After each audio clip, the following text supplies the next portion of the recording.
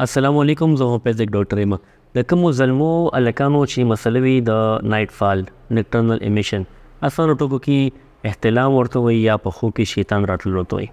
نو هغې لپاره دا ویډیو ده او دې کې زه تاسو داسې دوايي ښیم چې هغه استعمال کړئ، انشاءالله ستاسو به د احتلام مسله مکمل طور باندې ختمه شي. لومړی زه تاسو دا وایم چې احتلام ولې کېږي. احتلام یو نارمل خبره ده، نارمل روټین کې دا کېږي چې کوم زلمي وي هلکان واده کړي هغوی ته دا اکثر کېږي. نو دې ته د پریشانه کېدو څه خبره نشته. دا که کله کله کېږي خیر د هېڅ خبره نه ده، خو که روزانه کېږي مسلسل وي نو بیا پریشانۍ خبره ده، بیا ورته څه دوايي استعمال پکار دی. ولې کېږي؟ نو یو وجه دا ده چې کوم هلکان کوم زلمي لیټ ډوډۍ وخوري، ناوخته ډوډۍ وخوري، اوبو او څښاک خوراک څښاک وکړي او یکدم اوده شي، نو هغې سره هم دا کېږي ځکه معده باندې بوج راشي، مثانه باندې بوج راشي، نو هغې سره هم دا کېږي. که چا څه انفیکشن وي، یو ټي آی وي، په میچاو نالۍ کې انفیکشن وي، څه زخم وي، هغې ته هم دا کېدی شي. کوم خلک کوم هلکان کوم زلمي چې کوم دي هغوی داسې ویډیوز ګوري، داسې فحش تصویران یا داسې وګوري چې هغې سره جنسي خواهش راوچت شي او بیا اوده شي، نو هغې نه پس هم د احتلام مسله کېدی شي. نو ډېرې وجې دي.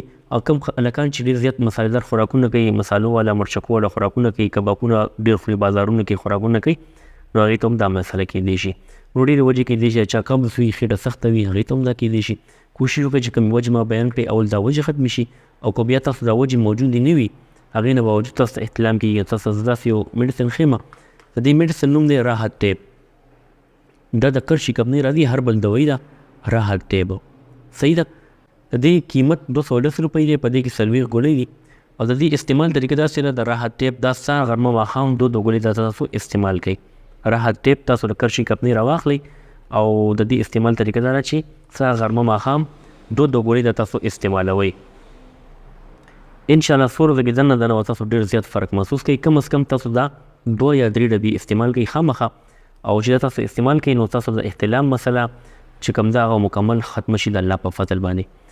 امید ده چې ستاسو به دا ویډیو خوښه شي. تماره دعا ده الله پاک دې ټولو ناروغو خلکو له شفای کامله نصیب کړي. الله دې د ټولو مسلې سره زما ختمې کړي، آمین. ملګرو که ویډیو مو خوښه شوي وي زما د چینل ډاکټر شبیر پښتو خامخا سبسکرایب کړئ او دا ویډیو خپل ملګرو سره هم شیر کړئ. خوشحاله اوسئ. الله حافظ.